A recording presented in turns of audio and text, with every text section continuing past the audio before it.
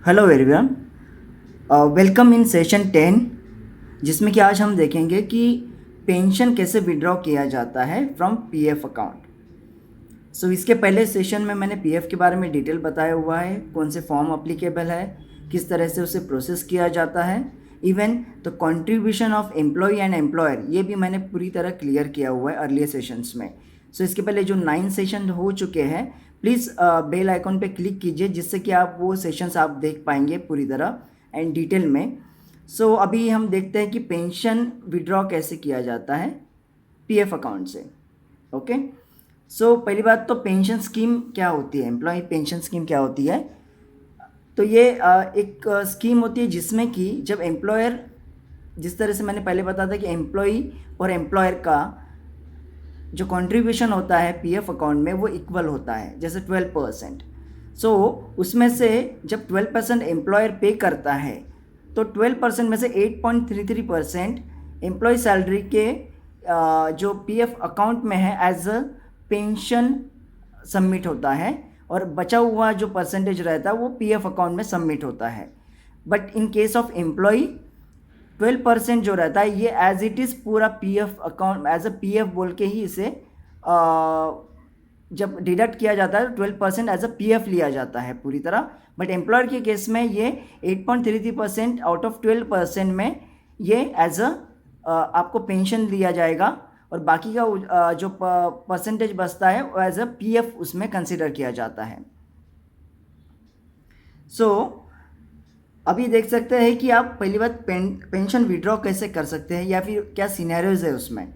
तो यहाँ देखिए, आपको एक सिनेरियो फर्स्ट दिख रहा है कि आप जैसे 58 के एज तक पहुँचते हो या फिर आपने 10 साल सर्विस में कंप्लीट कर लिए हैं, तो उस केस में आप पूरा पेंशन 100% विड्रॉ कर सकते हो। Okay, but in second scenario इसमें बुलाया गया है कि आप 58 ईयर्स के हो गए बट आपने 10 साल का सर्विस कंप्लीट नहीं किया है, तो उस केस में in such scenarios eligible to withdraw 100% of pension. Okay, but lump sum amount पे, बट उसके कुछ कंडीशंस अप्लाई होते हैं कि आप सपोज आपका 10 साल का सर्विस नहीं हुआ है बट कुछ सिनेरियोज है जैसे कि वेडिंग है या फिर आपको घर खरीदना है, होम लोन है, कोई और चीज़ है, तो उस केस में आप विड्रॉ कर सकते हो पेंशन को। तो इस सिनेरियोज को हम नेक्स्ट स्लाइड में ज़रूर देखेंगे।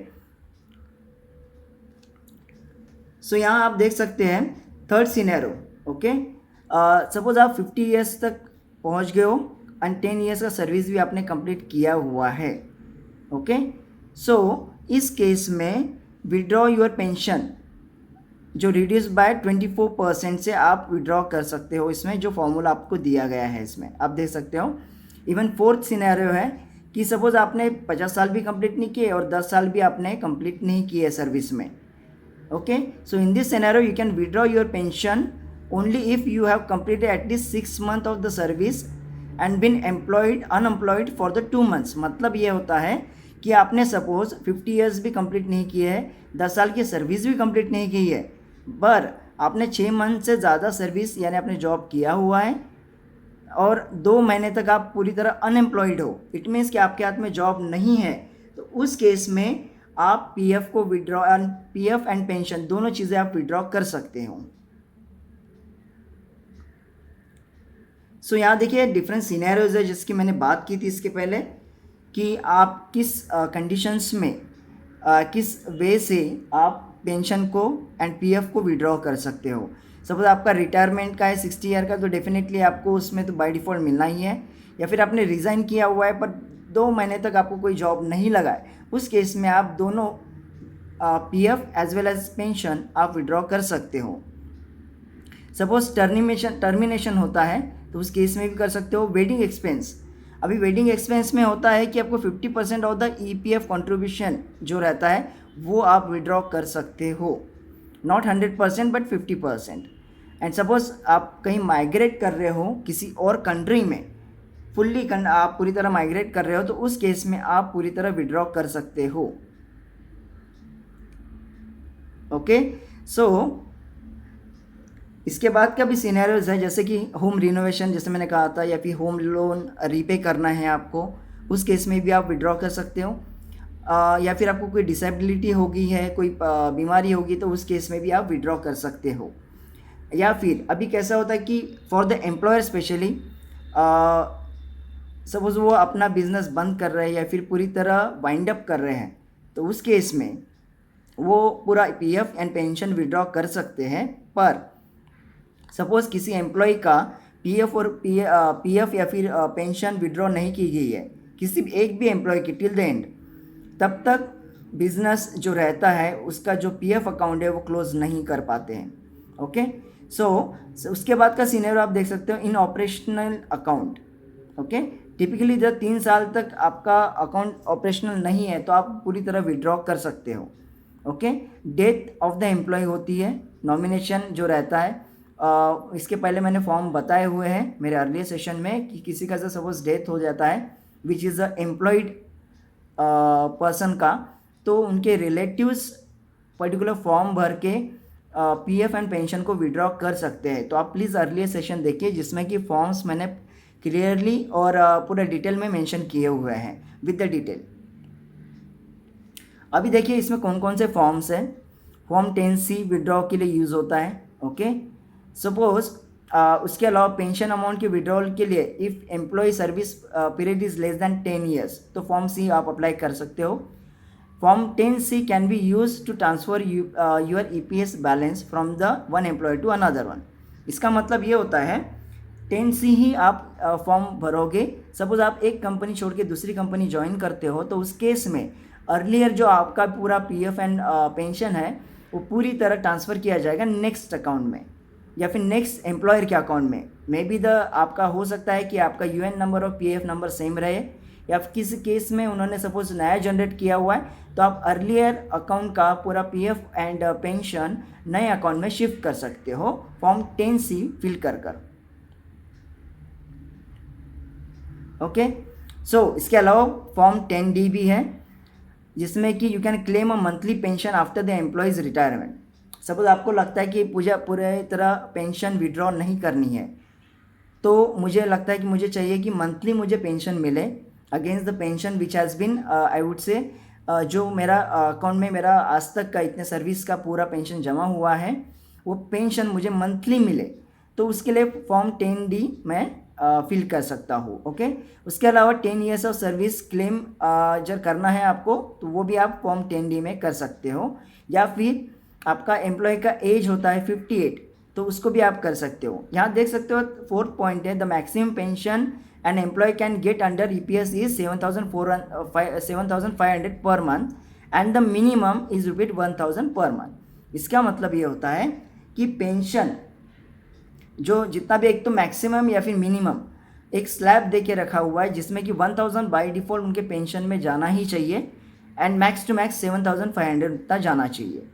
ओके, सपोज किसी का डेथ हो जाता है आफ्टर रिटायरमेंट, ओके, सो उनके जो भी नॉमिनीज अभी स्पाउस रहेंगे उनको मंथली पेंशन मिलते रहेगा क्योंकि वो पैसा उनका कमाया हुआ है, पेंशन स्टॉप नहीं होगा। ठीक है, उनको फॉर्म सबमिट करने होंगे, death application and everything likewise जो भी एम्प्लॉय थे उसके अगेंस्ट में। सो उनको जो भी मिल रही थी पेंशन उनके नॉमिनी और स्पाउस को रिसीव होगी monthly, as a monthly. Okay, उसके बाद का पॉइंट है if an employ become disabled permanently, किसी एक्सीडेंट हो जाता है, कुछ हो जाता है, तो उसके केस में भी मंथली पेंशन उनको कंटिन्यू मिलते रहेगी। सपोज उन्होंने मंथली पेंशन के लिए अप्लाई किया हुआ है फॉर्म 10D भरकर। ओके, सपोज उन्होंने पूरी तरह विड्रॉ नहीं किया है तो फॉर्म 10D भरकर उनको मंथली पेंशन मिल सकती है। सो यहाँ आप देख सकते हो कुछ स्टेप्स मैंने दिखाए हुए हैं जिसमें कि आप ये स्टेप्स फॉलो कर आपका पेंशन या फिर पीएफ विड्रॉ कर सकते हो। ओके, EPFO के वेबसाइट आपको जाना है।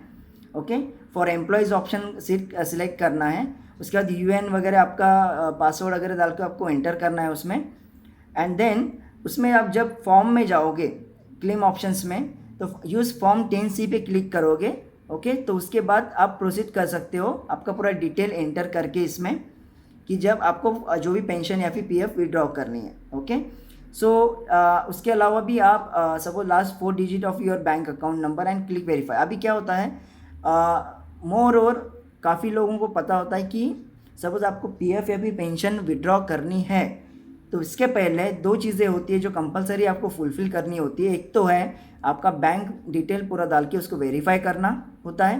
ओके, जो वेरीफाई करने के बाद आपको उसका पूरा अपडेट आ जाता है आपकी साइट पे, जो भी लॉगिन करोगे, जो भी पोर्टल रहेगा।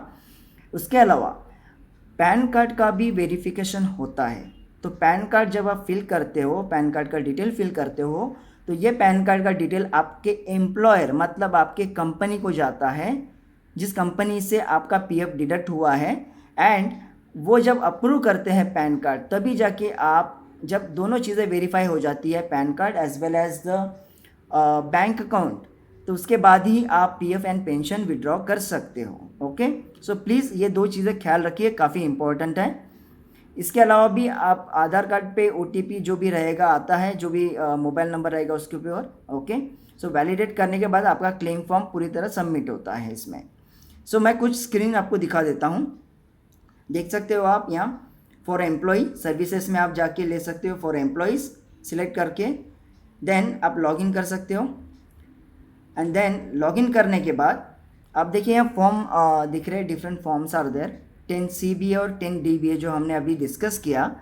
10C जो पीएफ एंड पेंशन के विड्रॉल के लिए है, और सपोज मंथली पेंशन आपको रख रही है तो फॉर्म 10D आपको सबमिट करना है। ओके, सो ये पूरे फॉर्म्स यहाँ दिए गए हैं। ओके, सो इस पर आप जब क्लिक करोगे तो आपको इस तरह से ऑनलाइन क्लेम का ऑप्शन आ जाएगा, जिसमें कि आप पूरा आपका डिटेल फिल कर सकते हो। जैसे एम्प्लॉय का नाम हो गया, डेट ऑफ बर्थ रहता है, उनका आधार नंबर, बैंक अकाउंट नंबर, जो मैंने कहा था वेरीफाइड होना चाहिए। वेरीफाइड है तो देखिए ग्रीन कलर में टिक दिख रहा है वहाँ। ओके, कुछ चीज़ें हाइड की गई है इसमें, ब्रांच नेम, एड्रेस वगैरह आ जाता है। देन उसके अलावा आपका मोबाइल नंबर, पैन नंबर जो वेरीफाइड किया है एम्प्लॉयर ने, मतलब आपके कंपनी ने, वो भी यहाँ दिखेगा आपको। ओके, सो यहाँ नीचे देख सकते हो प्रोसीड फॉर ऑनलाइन क्लेम। जैसे आप इस पर क्लिक करते हो तो उसके बाद का जो स्क्रीन रहेगा ऑनलाइन क्लेम के लिए, मोबाइल नंबर वगैरह ये पूरा डिटेल आप डाल सकते हो, यूनिवर्सल नंबर पूरा दिखेगा इसमें, नाम आपका पूरा दिखेगा। अब सबसे मेन चीज़ होती है I want to apply for, मैं क्लेम किस चीज़ के लिए कर रहा हूँ। ओके, पीएफ के लिए कर रहा हूँ, पेंशन के लिए कर रहा हूँ, तो नीचे फॉर्म्स आएंगे तो वो आपको सिलेक्ट करना है। ओके, इसके अलावा अभी यहाँ देख सकते हैं किस पर्पज़ के लिए हम कर रहे हैं। जैसे मैंने इसके पहले जो भी डिफरेंट पर्पज़ एक्सप्लेन किए थे, जिसमें कि आप पीएफ एंड पेंशन विड्रॉ कर सकते हो, जैसे कि होम लोन का है, या फिर किसी का वेडिंग है, किसी का डेथ हो गया है, डिफरेंट सिनेरियो जो मैंने बताए थे उसी आपको सिलेक्ट करना है इसमें। तो जैसे आप इस पर क्लिक करते हो तो आपको यदि इस तरह से पूरे ऑप्शन आ जाते हैं, उसमें से आपको एक ऑप्शन सिलेक्ट करना होता है जिसके अगेंस्ट में आप पर्टिकुलर पीएफ एंड पेंशन को विड्रॉ कर रहे हो। ओके, सो जैसे आप ये चीज़ सिलेक्ट करते हो उसके बाद ये प्रोसीड करता है आपके फर्दर प्रोसेस पे, जिसमें कि ओटीपी वगैरह जनरेट होता है। ओटीपी आएगा, आपको वैलिडेट करना पड़ता है, ओटीपी सबमिट करना पड़ता है क्लेम फॉर्म को। ओके, जैसे ही आपका क्लेम फॉर्म सबमिट होता है तो आपका जो भी अमाउंट बनता है पेंशन एंड पीएफ का, या फिर पेंशन आई वुड से, तो पेंशन में आपको जितना भी अमाउंट आपका बन रहा है, जो वेरीफाइड अकाउंट है बैंक अकाउंट, उसमें आपका पीएफ एंड पेंशन ये दोनों चीज़ें आ सकती है। या फिर इंडिविजुअली आपको पीएफ या फिर इंडिविजुअली पेंशन निकालना है तो वो भी आप चीज़ सेम प्रोसेस फॉलो करके कर सकते हो। ओके, सो इसमें कुछ क्वेरीज एंड कंसर्न रहेंगे तो प्लीज़ मुझे भेजिएगा, जिसमें कि I will answer on those things, मैं आंसर करूँगा उन चीज़ों को। Okay, so thank you, thanks for the time.